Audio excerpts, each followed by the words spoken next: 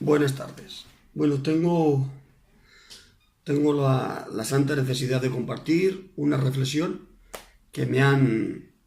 Échate para atrás, Dani, deja la mesa. Que me ha pedido un hermano y con mucho cariño la comparto, ¿vale? Intentando haceros bien y que os sea de bendición, ¿vale? Quisiera compartir a mi forma de verlo y de sentirlo la gran responsabilidad que tenemos los ministerios, los predicadores, a la hora de compartir, ¿vale? Y voy a utilizar una lectura que está en el libro de Lucas, que habla algo muy interesante. Habla sobre el deber del siervo.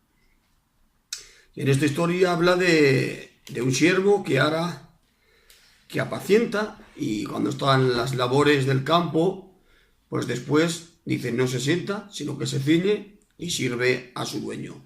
Y después de haberlo hecho, el amo no debe de agradecerle porque el siervo hizo lo que debería de hacer. Vale. Bueno, voy a tomar como introducción a este pasaje tan hermoso. El encabezamiento de esta historia se resume con esta expresión: el deber del siervo. Si parafraseamos este encabezamiento, nos encontramos con algo muy claro: que el siervo tiene un deber, el deber del siervo. Es decir, el siervo se implica en los deberes. Yo no puedo entender que un médico quiera ser médico y luego no desarrollar la medicina. No tiene sentido. Que un futbolista quiera ser futbolista y luego se niegue a jugar partidos de fútbol. No tiene sentido.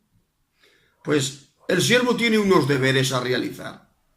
Y yo quisiera, hermanos, así en premier, quiero decir que uno de los rasgos que más perfilan el perfil de un siervo es que debemos de entender qué es siervo. La palabra siervo va muy, muy distante de lo que gente llega a entender. Un siervo no es el que se enseñorea. Tomaré las palabras prestadas del apóstol Pablo cuando él decía que los siervos no deben de enseñorearse de la grey. No somos señores, somos siervos, con la santa necesidad de servir con mucha humildad y sencillez al pueblo de Dios. Hoy el pueblo tiene una gran necesidad de ser servido, de ser atendido. Mirad, hermanos, voy a poner un ejemplo. Un reponedor de tienda, cuando entra en el almacén, tiene que observar lo que le falta, lo que tiene que reponer, lo que tiene que cambiar, lo que tiene que poner. Es decir, tiene que ser consciente de la situación para poder mejorarla. Y los siervos debemos de ser conscientes, hermanos, conscientes de que hay mucha necesidad en el pueblo, hay mucha hambre en el pueblo, hay mucha gente herida en el pueblo. Y Dios nos ha honrado, porque ha sido Dios generoso con nosotros al llamarnos a poder servirle. ¿Y de qué manera? Bendiciendo, siendo de bendición al pueblo de Dios. Yo quiero que juntos reflexionemos de que cuando la Biblia habla, someteros a vuestros pastores porque ellos tienen que dar cuentas de vosotros. La Biblia habla de que el pueblo se somete cuando ve a un siervo doliente, con carga, con pasión y sobre todo con implicación. A veces nos quejamos por falta de sometimiento y posiblemente que sea el resultado la falta de carga. Mirad, hermanos, hoy lo que más arrastra, no hoy, siempre, lo que más arrastra no es lo que digamos en un púlpito, las expresiones que podamos decir, frases, no es lo que más arrastra. Siempre lo que más convence, arrastra, es nuestro testimonio. El testimonio es lo que va a respaldar lo que decimos. Abraham Lincoln, uno de los mayores influyentes presidentes de Estados Unidos, dijo que el mayor respaldo y la mayor influencia es el ejemplo. Cuando hay un pueblo levítico, ministerial, de ejemplo, inmediatamente hay un pueblo que obedece, hay un pueblo que reacciona.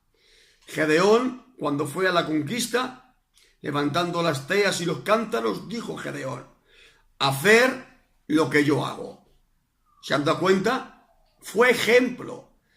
Hizo algo que luego lo dejó de ejemplo para hacerlo. Él no dijo hacer y yo haré, sino que él, como líder, fue ejemplo en tener la primera acción. La Biblia habla que cuando Jonatán se iba a enfrentar a la guarnición de los filisteos, llamó a los escuderos, llamó a un escudero suyo. Y qué curioso, qué frase dijo Jonatán. Le dijo al criado, al escudero: sube tras de mí. Es decir, ¿quién era el escudero? Era alguien vulgar, era alguien sin posición. Sin embargo, Jonatán era el príncipe, era el hijo del rey. ¿Pero qué dice? No le dice sube tú primero y yo subo tras de ti. No le dice sube tú, pon tú la cara, arriésgate tú eres un escudero. ¿Qué va? Sube tras de mí. Jonatán no subió por corona, no se le siguió por corona, se le siguió por ejemplo, por testimonio. Y hoy, hermanos, qué alegría cuando alguien te da testimonio, lo que te dice, lo que te aconseja, te sabe a gloria.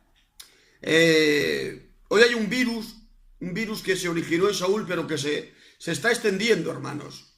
Saúl se enfada cuando la alabanza que le da a David le asignan a él menos victoria.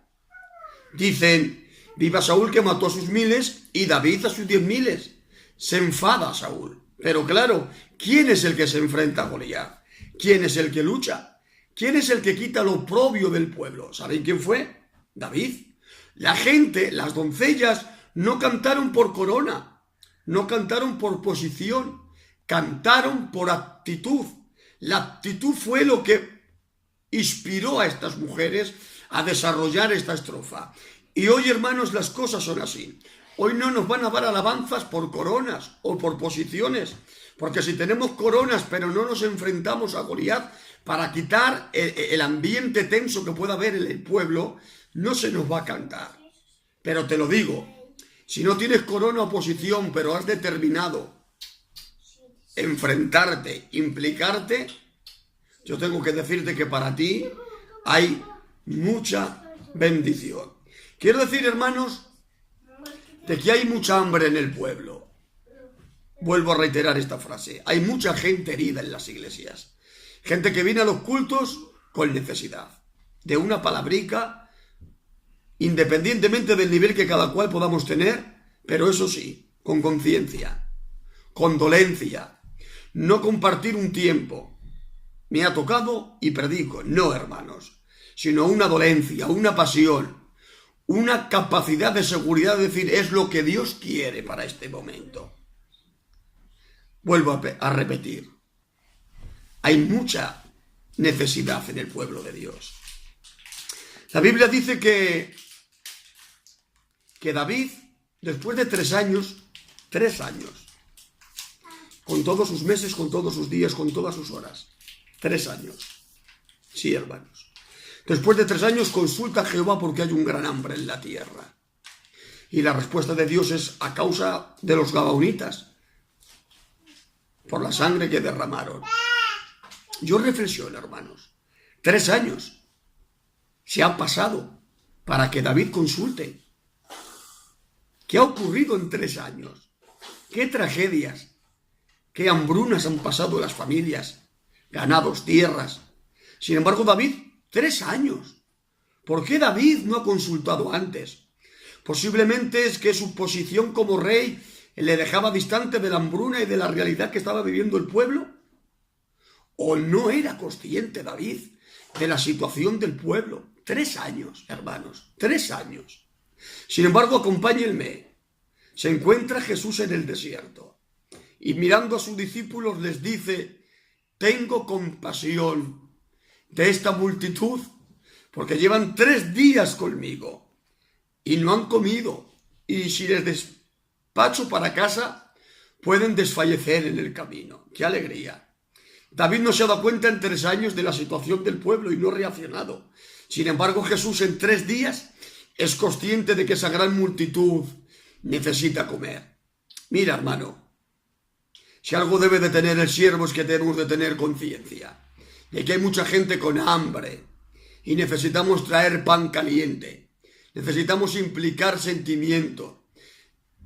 Hoy nuestras iglesias necesitan que se les predique al corazón, con pasión y con entrega, independientemente, hermanos. A veces nos esforzamos tanto en buscar palabras bonitas, frases, anécdotas, ilustraciones, que no quiero decir que no esté bien hacerlo, pero eso es algo secundario. Lo que más nos interesa, hermanos, es, pon mucha atención, es que esté Dios detrás de lo que hablamos. Una palabra suya es más que suficiente. Yo tengo una anécdota verídica y real. Yo compartía la palabra en una iglesia y en el medio de la prédica se me va la prédica y estoy disimulando como puedo para que la gente no se den cuenta de que me estoy marchando del tema. Y vuelvo al tema y termina el culto y viene un siervo de Dios con los ojos acristalados y me dice: hermano, no sabes el bien que me has hecho. Cuando él dice esto, yo estoy pensando en la prédica que he traído, en los detalles que yo considero que son buenos, importantes, o las frases, o los versos, y me dice: qué bien me ha hecho Dios. Cuando has dicho esto, esto y esto, estas cosas que había dicho, era lo que yo pensaba que me había ido del tema. Y él, según me está hablando, siento la convicción del Espíritu Santo que me habla al corazón. No es lo que tú prepares, es lo que yo quiero. Yo llegué al coche, se me encristalaron los ojos y tuve que pedirle a Dios disculpas. Tuve que pedirle a Dios perdón, hermanos. Porque entiendo que no es lo que digamos, ni la hermenéutica, homilética, teología, que podamos compartir en un mensaje. Es que sea Dios quien detrás de lo que hablamos implique su aliento y respalde nuestras palabras. Y voy a concluir con una nota graciosa, ¿vale? Un predicador subió al púlpito y decía: hermanos, tengo un mensaje hermenéutico, homilético, y claro, había una persona mayor que no entendía esos tecnicismos, y ese hombre mayor le dijo: hermano, no te preocupes porque yo también tenía reuma y el Señor me ha curado. Creo que no estamos, hermanos, en tiempos de buscar palabras bonitas, ni sermones muy preparados. Creo que necesitamos nuestro tiempo en comunión con Dios y que sea Dios quien hable y quien toque los corazones. Esta reflexión sencilla, pero la comparto con todo mi corazón para mis hermanos, con mucha admiración y con mucho respeto. Que Dios os bendiga mucho. Un abrazo. Que Dios os bendiga.